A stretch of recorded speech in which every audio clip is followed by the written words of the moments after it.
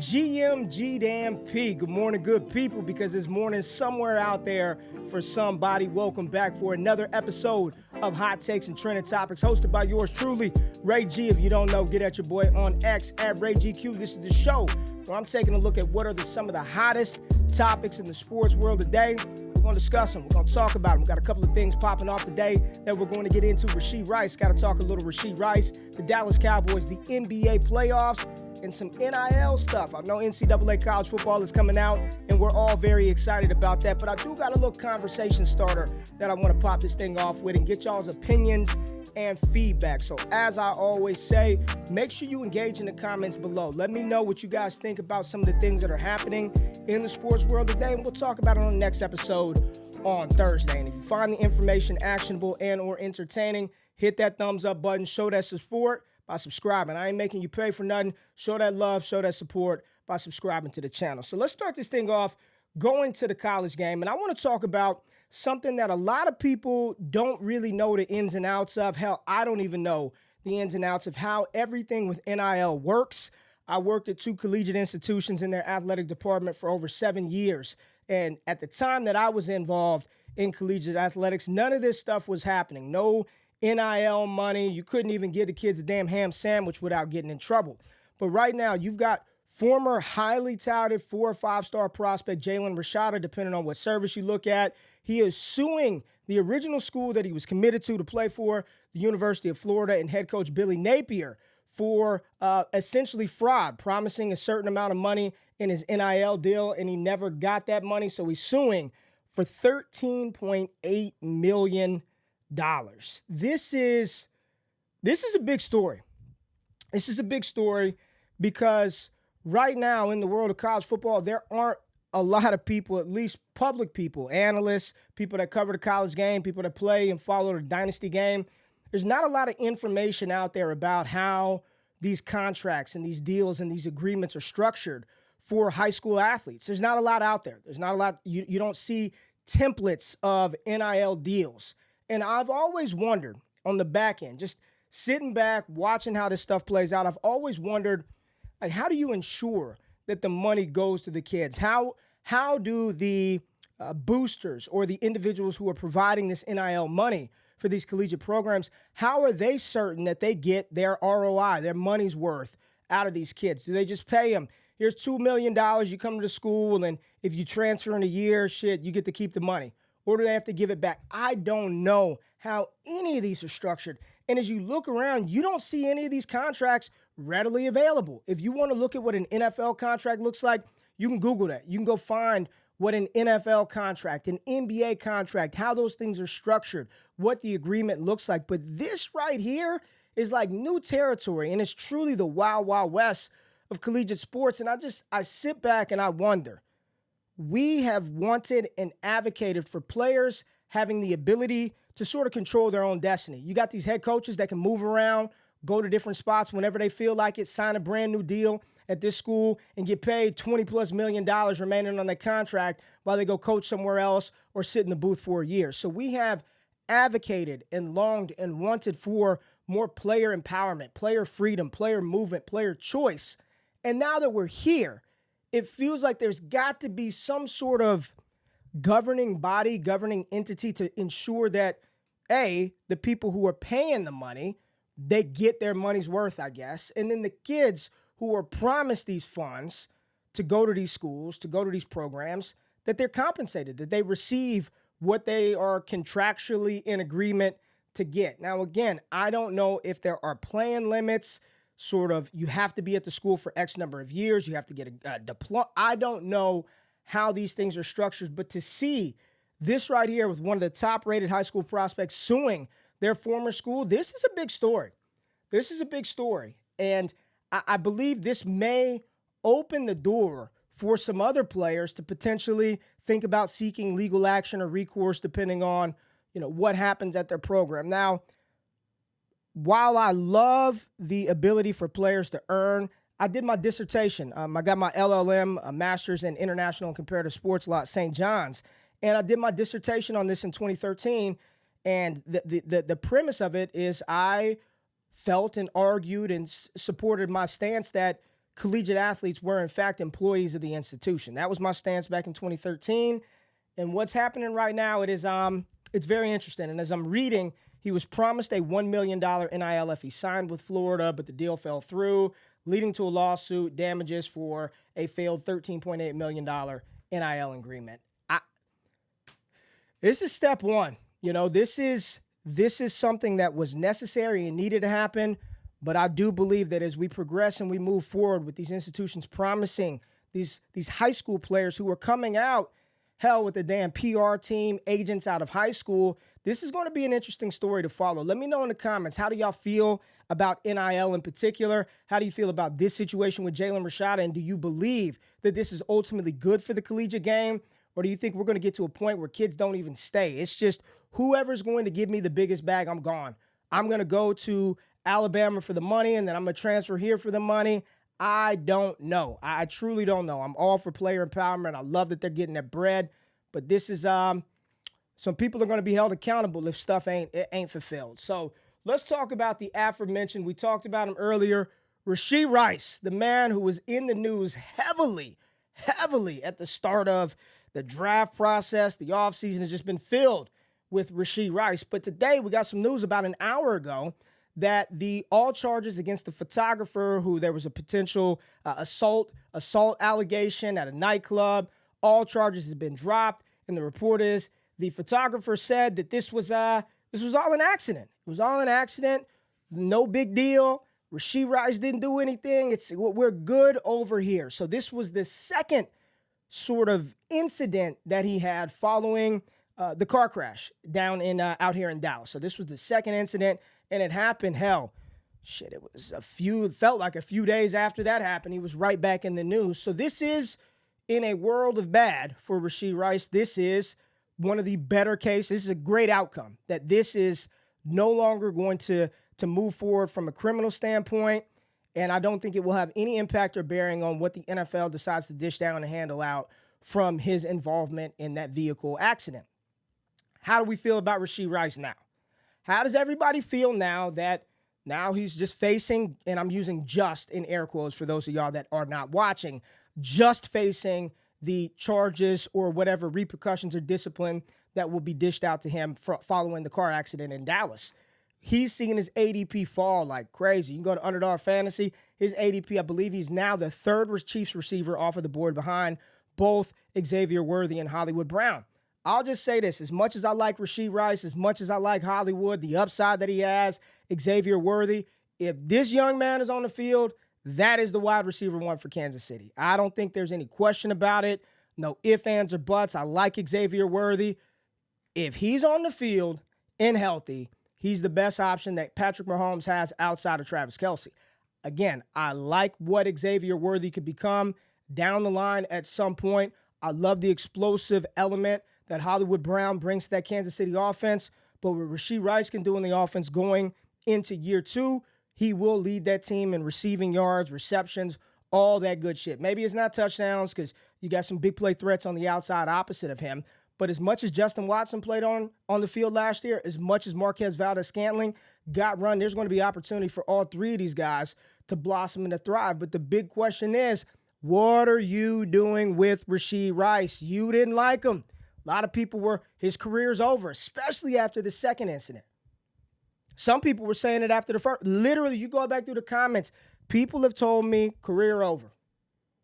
Career over, he's done, cut him, trade him for any third, trade him for a second-round pick. Fantasy football enthusiasts, tell me what you feel about the situation now. Charges dropped. He's facing discipline for the accident. I don't know how quick the NFL moves on this. Is it going to be this season? Is it going to be next season? Or are we overreacting to the idea and the notion that he's not going to play football in 2024? I still stand on the same sort of stance that I had at the beginning of this entire ordeal. I felt that he'd probably get dished out a 4-game suspension. Maybe he accepts it, just accepts responsibility. I'll sit out the first 4, or appeals and it drops down to 2 or 3. I do not believe his career is over. I do not believe he's going to miss the entire 2024 season. I don't even think he's going to miss significant time this year if he is suspended at all. Some people have legitimately said he's done for the year. I don't believe that. I think the ADP fall while warranted, maybe a little too aggressive. And I believe that with this news that just came out today, we will see a sort of overcorrection in the positive for Rashee Rice moving forward. So again, let me know in the comments what you think about this situation. This is one where a lot of people aren't touching it right now. They don't know what to think. They don't know what to do. But the charges have been dropped from the second incident, and this video was posted yesterday. Hollywood Brown and Rashee Rice out here putting in work with rapper Young G Ace. I listen to the music. I'm part of the culture.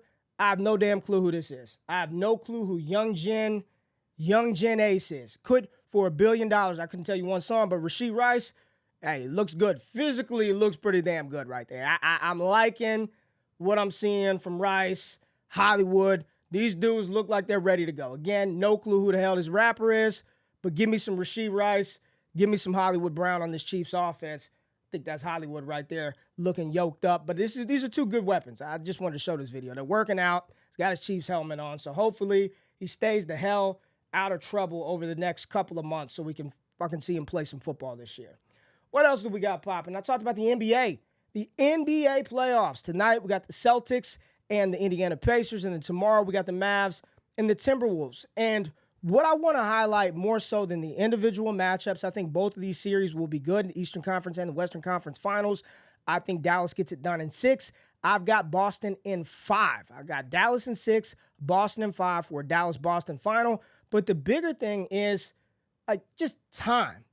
The time that we have watched some of these greats, some of our greats play, come and go, it happens in the blink of an eye, y'all. There's no LeBron James here in the Final Four. No Steph Curry. No Kevin Durant. No Kawhi Leonard. None of these dudes. This is like a whole new era of basketball. It feels like Luka's been in the league forever. He's only 25. Halliburton, 24. Anthony Edwards, 22 years old. And Jason Tatum, it feels like the elder statesman of this group. He's still just 26 years old. It's a new era. It's a new era in the NBA. It's a new era in the WNBA. It's a new era in the NFL. And before we know it, as we sit back and we're watching and we're enjoying fantasy football, we're enjoying these games, make sure you appreciate the greatness that we have while we have it. Because before long, you're going to look up one day, Justin Jefferson's going to be old. A.J. Brown's going to be the second best receiver on his team. You know what I'm saying? There's going to be, these guys are going to phase out. Dak Prescott ain't getting any younger.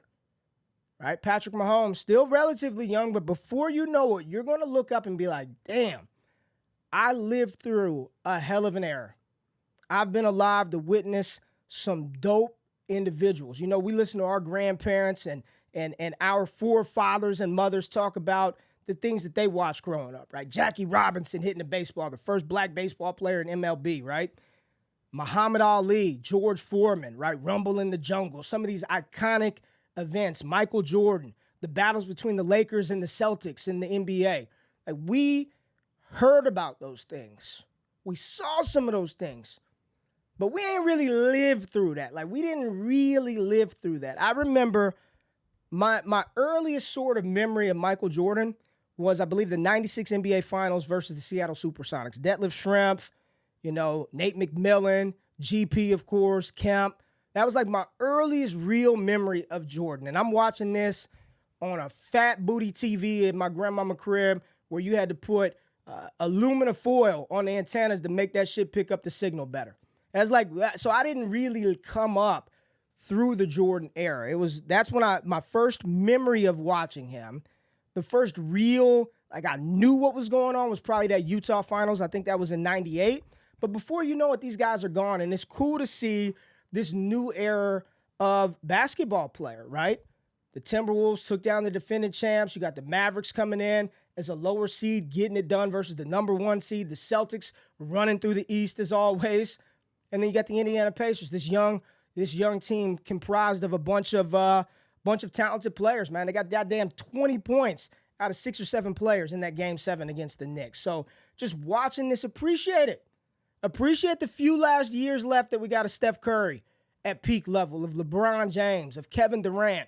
Chris Paul is on his way out the door. So appreciate these last couple of years. And as we go to the NFL, appreciate these last couple of seasons that we're going to get from Travis Kelce, because we may not ever see another tight end like him. Appreciate those seasons we see from those guys. We're living through an incredible era of sports. Shout out to Indiana, man. The Fever. You got the damn Caitlin Clark pulling up from 3, tweaking ankles. Halliburton, all that other good stuff. What else do we have? I saw this hit the timeline today. Cowboys expect a big jump from Jalen Tolbert. Listen, y'all. I hope so. I mean, make me feel good about anything at this point. As a Cowboys fan, this doesn't get me excited. I hope so. But you know what? At this point, he ain't got no damn choice because all it is CeeDee Lamb, Brandon Cooks, and Jalen Tolbert. So they haven't done a lot through the offseason.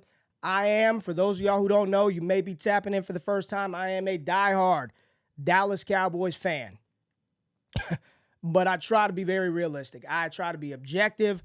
I'm not one of them crazy people to think we're better than everybody every year. We're going to win the Super Bowl every year. I don't like what Dallas has done this offseason. This feels like to me, my opinion, I'm not out here claiming to be the Cowboys guru or the goddamn messiah of the Dallas Cowboys content creation team. I'm just telling you my opinion on Dallas. This feels like they are gearing up for life after Dak Prescott. That's what it feels like to me. Feels like they are putting stuff in place, trading down Guyton, Cooper, BB. Defense still hasn't corrected the issues at linebacker. Defensive tackle, we'll see if Mozzie Smith can get his weight back up. But this just feels like Dallas is prepping for life without Dak Prescott.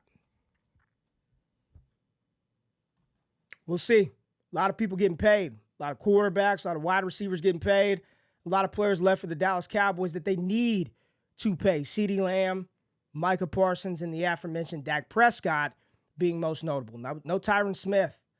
Tyler Biadasz is gone. He's in Washington. You got Tank and Micah. They drafted Marshawn Leland. We'll see what it does. Overshown's supposed to come back in linebacker. He's about 211 pounds. We'll see how he does in the middle. Eric Kendricks, no Stephon Gilmore. Diggs coming off an ACL. I don't know, y'all.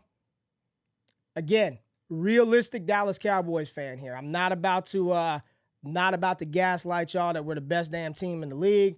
And as I look around at some of the other news that's popping off today, ain't a lot. So we're going to go ahead and sign off on this episode of HTTT. Quick, easy, to the point. Let's have a conversation. Comment below. I want to know what y'all think. Not about Dallas and Jalen Tolbert. We don't want to talk about that. NIL and college football. I want to know what you feel about Rashee Rice in the Kansas City Chiefs. His ADP, where you're drafting him, too high, too low. Are you concerned? Is he going to play this year, or is he done for? The career of Rashee Rice over. That's it. Appreciate y'all being here. Again, if you stuck around to the end of this video, comment, subscribe, like, comment below. Stay tapped into all the dope stuff that we have going on over here at DD Fantasy Football. Film sessions, podcasts, subscribe to the network. Hey, appreciate y'all. Have a blessed day. I'll see y'all on Thursday. I'm out. Peace.